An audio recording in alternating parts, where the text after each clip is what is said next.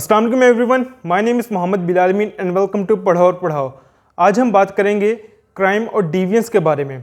तो सबसे पहले हम बात करते हैं डिवियंस। डिवियंस क्या है? डिवियंस का मतलब है violation of established contextual, cultural और सोशल नॉर्म्स, यानी कि सोसाइटी के अंदर जो रस्म व रिवाज है, जो सोसाइटी के अंदर नॉर्म्स एंड वैल्यूज़ हैं, उनकी मुखालफत करना, उनके अगेंस्ट जाना, इस एक्ट को हम डिवियंस कहते हैं। ठीक है।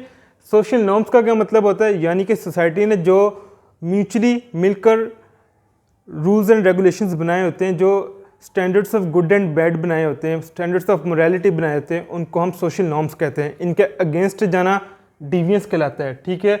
Social control agents, social control का मतलब होता है कि ऐसा मैकेनिज़्म जिसके थ्रू सोसाइटी या सोसाइटी में रहने वाले लोग जो डिवियंस एक्ट करता है उनको इस डिवियंस एक्ट करने से रोकते हैं, उनको कन्फर्मिटी की तरफ लेके आते हैं कि उनको इस तरह का बनाया जाए कि वो क्राइम करने से या डिविएंट एक्ट करने से दूर रहें। ठीक है। तो इसमें सोशल कंट्रोल एजेंट्स कौन से हैं, यानी कि वो कौन सी चीज़ें जो सोसाइटी में मौजूद इंडिविजुअल को डिविएंस करने से रोकती हैं, वो है सोसाइटी। नंबर 1 तो होगी सोसाइटी। सोसाइटी में इस्टेब्लिश्ड नॉर्म्स एंड वैल्यूज़, क्योंकि अगर आप किसी भी सोसाइटी में उसके रस्म व रिवाज के अगेंस्ट जाएंगे तो सोसाइटी आपको बुरा समझेगी, वहाँ के रहने वाले लोग आपको बुरा समझेंगे। ठीक है। उसके बाद आता है फैमिली। फैमिली बहुत इंपॉर्टेंट है, क्योंकि फैमिली आपको बताती कि आपके माँ बाप आपको बताते हैं, आपके सिबलिंग्स, आपका पीयर ग्रुप आपको बताते हैं कि आप ये काम गलत कर रहे हो, तो आपको रोकते भी हैं। ठीक है। तो इसमें सोशल कंट्रोल एजेंट्स ये हो गए। जबकि हम बात करें क्राइम, क्राइम होता है वायलेशन ऑफ कोडिफाइड लॉ, यानी जो भी आपका लॉ है, जो भी आपका कानून है, उसका अगेंस्ट जाना, उसकी वायलेशन करना, उसको हम कहते हैं क्राइम, और इसकी एक लीगल पनिशमेंट भी होती है। ठीक है। जबकि डिवियंस में अगर आप करो तो उसकी कोई इतनी ख़ास पनिशमेंट नहीं होती है, बस सोसाइटी आपको बुरा समझती है, आपको बुरी निगाह से देखती है। जबकि in case of crime there is a legally prescribed punishment. और क्राइम के सोशल कंट्रोल एजेंट्स कौन से हैं, यानी कौन से वो सोशल कंट्रोल एजेंट्स है जो सोसाइटी में किसी भी इंडिविजुअल को क्राइम करने से, क्रिमिनल बनने से रोकते हैं? वो हैं पुलिस हो गया, या जितनी भी लॉ इन्फोर्समेंट एजेंसीज होगी, कोर्ट्स हो गए, आपके जितने भी इस तरह के एजेंसीज हैं। ठीक है। अब हम डिवियंस की बात करते हैं। डिवियंस का तो मतलब होता है कि वायलेशन ऑफ इस्टेब्लिश्ड नॉर्म्स, लेकिन ऐसा भी होता है कि इट कैन बी नेगेटिव कैनोटेशंस, यानी कि हर दफ़ा ऐसा नहीं होता कि जो अब डिवियंस है वो बुरी हो। हर दफ़ा डिवियंस बुरी नहीं होती।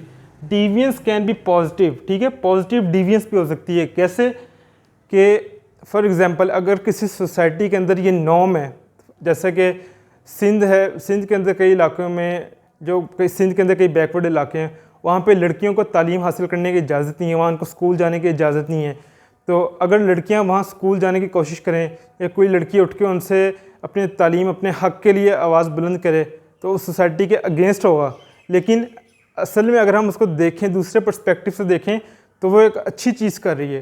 तो that is a positive deviation, positive deviance है वो।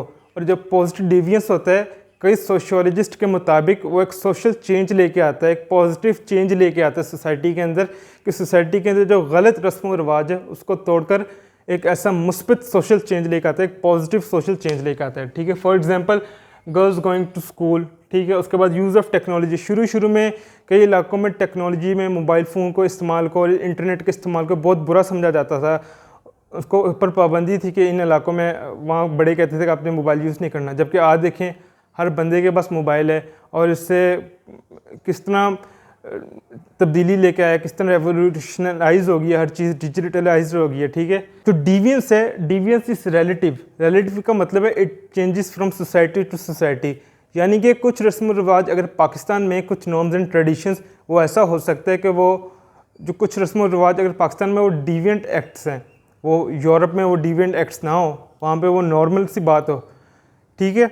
और जो डिवियंस है वो वक्त के साथ साथ जो चेंज होते रहते हैं, टाइम एंड कल्चर के साथ चेंज होते रहते हैं। फॉर एग्जांपल जैसे मैंने पहली मिसाल दी, शुरू में यूज़ ऑफ टेक्नोलॉजी को बुरा समझा जाता था, लेकिन with the passage of time, with the passage as the revolutionization आई, तो उसके साथ साथ यूज़ ऑफ टेक्नोलॉजी को हर बंदे ने अपना लिया। ठीक है। और an act is label deviant on the basis of location, location की बेसिस पे किसी एक्ट को डिविएंट करार दिया जाता है, ऑडियंस की बेस पे कि वहाँ के जो रहने वाले लोग हैं उनकी बेसिस पे किसी एक्ट को डिविएंट कहलाया जा सकता है। फॉर एग्जांपल अगर पाकिस्तान में कोई बंदा, यूरोप में कोई बंदा, उनकी जो ड्रेस कोडिंग है अगर वहाँ के हिसाब से तो वो ठीक है, लेकिन हमारे सोसाइटी में आकर वो करेगा तो हमारी ऑडियंस, हमारी जो यहाँ के लोग हैं उनके मुताबिक वो क्या होगा, वो एक डिविएंट एक्ट होगा, ठीक है।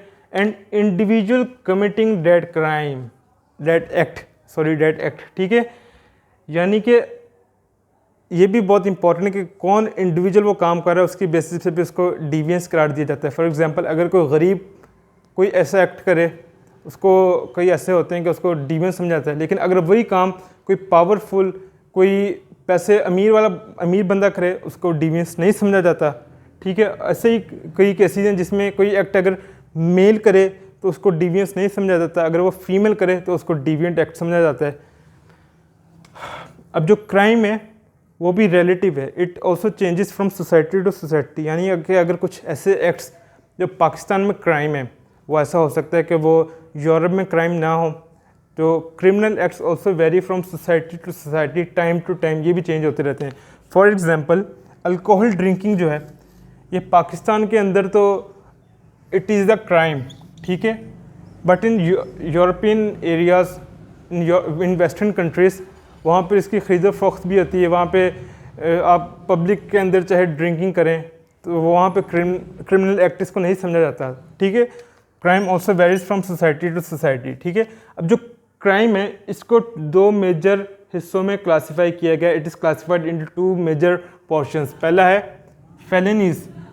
फेलिनीज और मिसडेमिनर्स।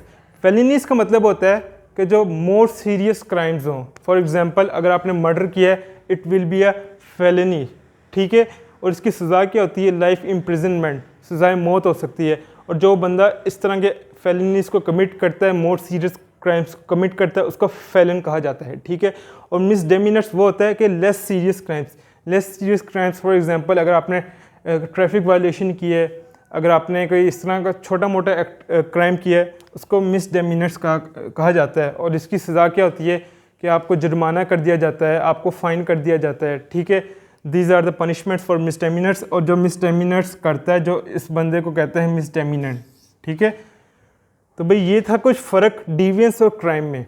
कुछ सिमिलैरिटीज़ भी थी कि दोनों सोसाइटी टू सोसाइटी वेरी करती हैं और इनमें डिफरेंसेस भी थे, लेकिन जो सबसे इम्पॉर्टेंट बात है वो ये है कि every crime is deviant behaviour, कि हर क्राइम जो है वो एक डिविएंट बिहेवियर है, क्योंकि हर क्राइम सोसाइटी के नॉर्म्स एंड वैल्यूज़ के अगेंस्ट होता है।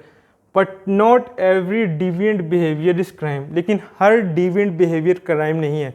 अगर आप झूठ बोल रहे हैं है तो वो डिविएंट बिहेवियर, लेकिन वो क्राइम नहीं होगा। अगर आप चोरी कर रहे हैं वो डिविएंट एक्ट भी है और वो क्राइम भी है, ठीक है। तो ये बहुत इंपॉर्टेंट है, every crime is a deviant behaviour but not every deviant behaviour is crime. So that's all for today. ये था क्राइम और डिविएंट में फ़र्क। If you have any doubt you can ask me in the comment section. अपना बहुत सारा ख्याल रखें। अस्सलाम वालेकुम।